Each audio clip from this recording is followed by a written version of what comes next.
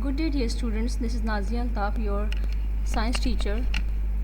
Hope you all are doing healthy and fine. Today we are starting the chapter Heat on the Move, and the topics heat and temperature, conduction, convections, and radiations will be covered in this chapter. Let's start our today's lesson. Heat and temperature.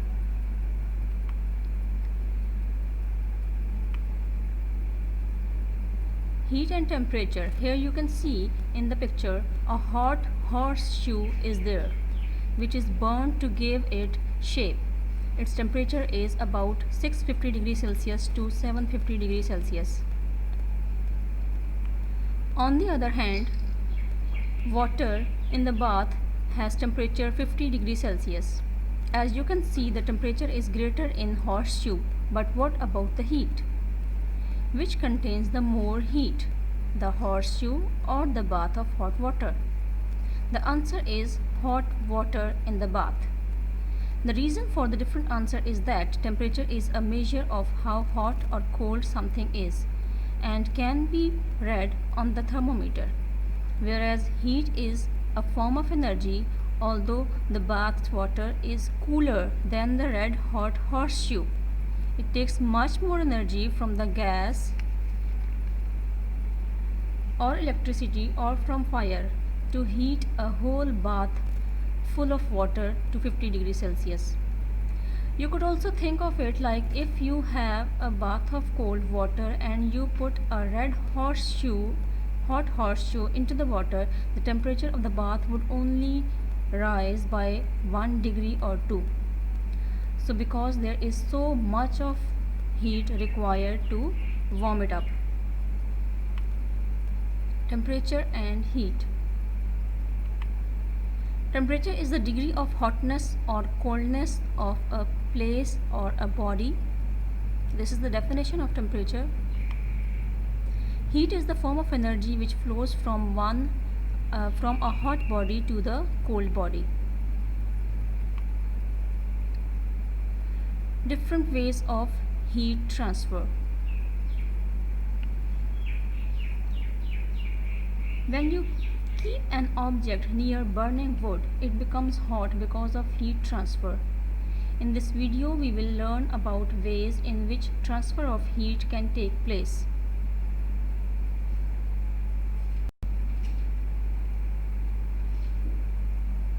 Heat can be transferred by conduction, convection, or radiation. When heat from one object gets transferred by direct contact, it is known as the conduction. Here, heat transfer from stove to the steel pan because of direct contact.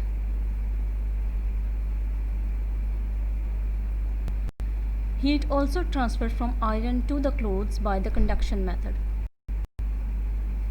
In convection method, movement of particles of liquid get heat from saucepan.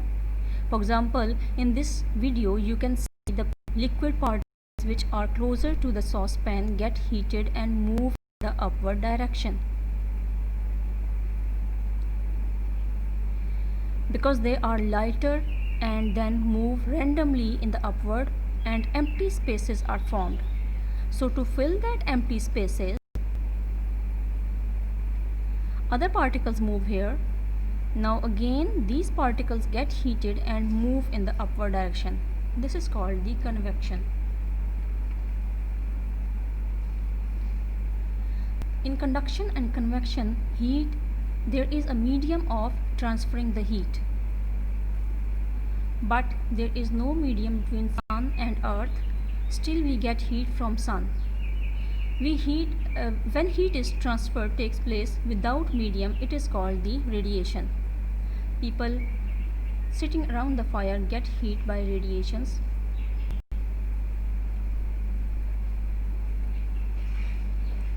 Here you can see that the saucepan get heat from stove by direct contact. This is conduction.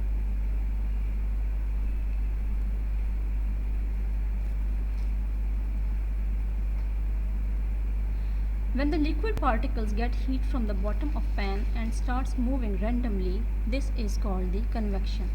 When you bring your hand closer to the pan, you feel hotness. This is because pan radiates heat, so this is called the radiation.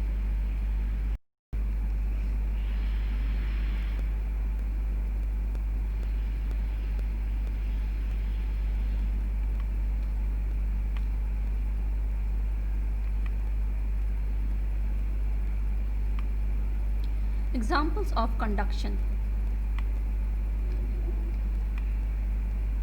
Conductors and insulators are also the examples of conduction. Conductors are the good conductors of heat, like metals, which are especially copper, aluminium, silver. These are the good conductors of heat. Insulators, which are the poor conductors of heat, water, glass, plastic, wood, cork, paper, cloth, air, all these are the poor conductors of heat. Materials with air trapped in them, such as wool, plastic, foam, polystyrene, fiberglass, feathers, all these are the materials which trap air into them. So these are also the insulator and they are the poor conductors of heat. Conduction of heat in a saucepan.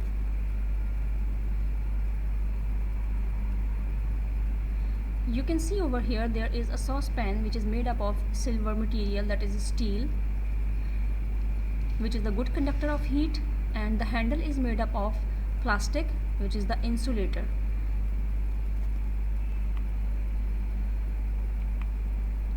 In cold weather, a bird fluffs out into its feathers to trap a layer of air around its body.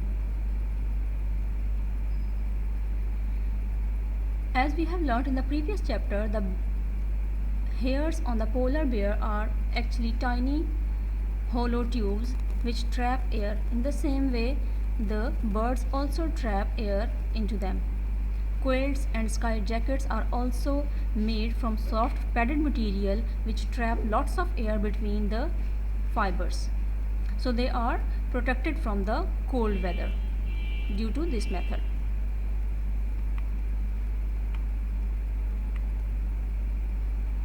Examples of the convection current. Convection current in a room.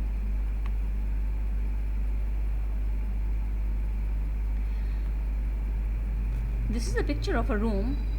Radiators produce heat to warm up the air.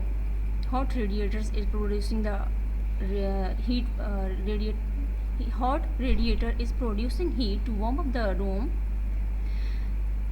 Warm air rises because it is lighter. Cool air falls because it is heavier. After some time, the whole room will be filled with the warm air. Convection current and weather. Convection currents cause daily patterns of clouds, wind, rain, and air pressure. The upper picture shows the daytime and the lower picture shows the evening or night time. During the daytime, breeze blows from the sea to the land because land is hotter than sea. The warm air from the land moves towards sea and cool air from sea towards the land. During the night time, the process is reversed. Convection current in the air. Eagles and hawks seem to float along effortlessly high in the sky. Sometimes bird can stay in the air without flapping its wings. In this case, the bird is held in the sky by a thermal or a column of warm air forced upward as the cool air around it sinks. This is also known as the convection current. This can also happen in water and is why oceans have water currents. How convection current circulates hot water in the house. Boiler heat up the water and hot water goes up and cold water gets down.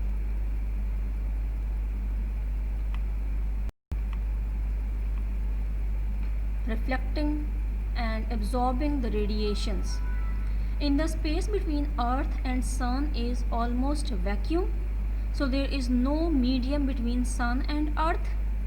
The Sun's heat energy travels through empty spaces, and these spaces, and this is called the radiant heat, or it is also called the infrared radiations, which are coming from the Sun towards the Earth. Radiation and greenhouse effect. Some infrared radiation from the Sun can pass through glass because the Sun is very hot and it emits high energy radiations. This is how infrared radiations passes through the glass of a greenhouse. The plants and soil inside the greenhouse are not so hot. They radiate infrared rays of lower energy that cannot pass through the glass. The energy is trapped and the greenhouse warms up.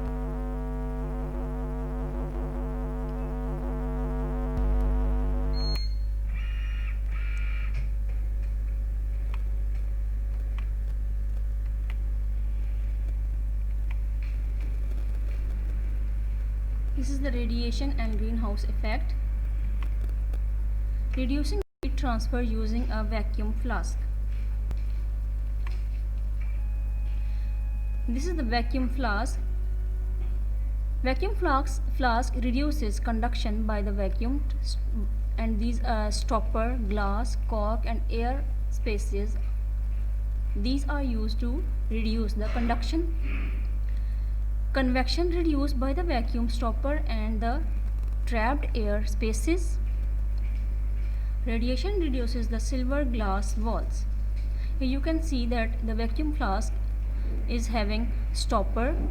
Vacuum is created between the upper jacket or the inner glass. Between the inner glass, thin silvered walls of the glass are used to reduce the radiation. There is a hot tea inside the vacuum flask. Cork to hold flask is in place. So this is the internal structure of the vacuum flask, and all these things are just reduces because we want the vacuum flask to keep our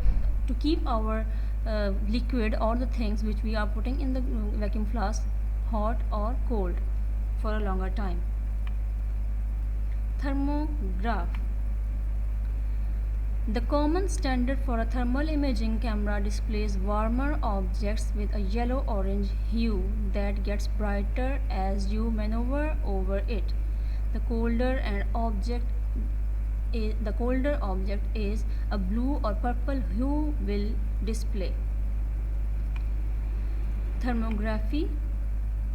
Thermographs are used in medicines because diseased tissue is often warmer than healthy tissues. By using thermal imaging camera, cancer deep inside the body can be made to show up.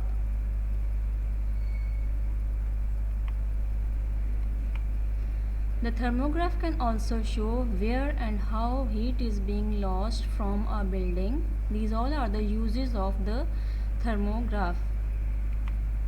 Electricity supply campaigns use thermal imaging cameras to detect overheating wiring and parts of power lines.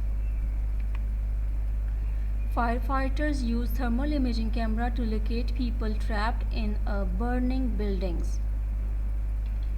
So all these are the applications or the uses of the thermograph. That was all about this chapter.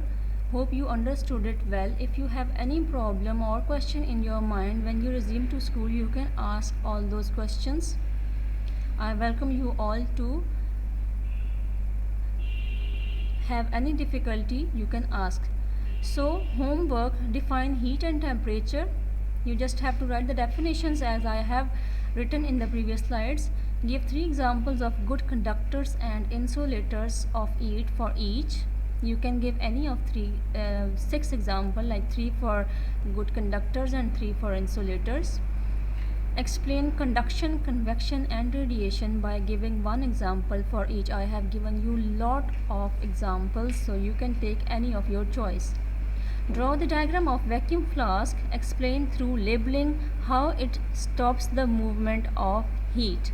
The diagram is given in your book, which is on page number 127. You can draw from there or you can take it from the slides.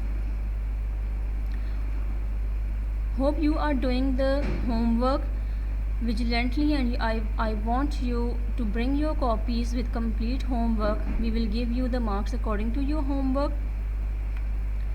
Stay blessed you all and be safe.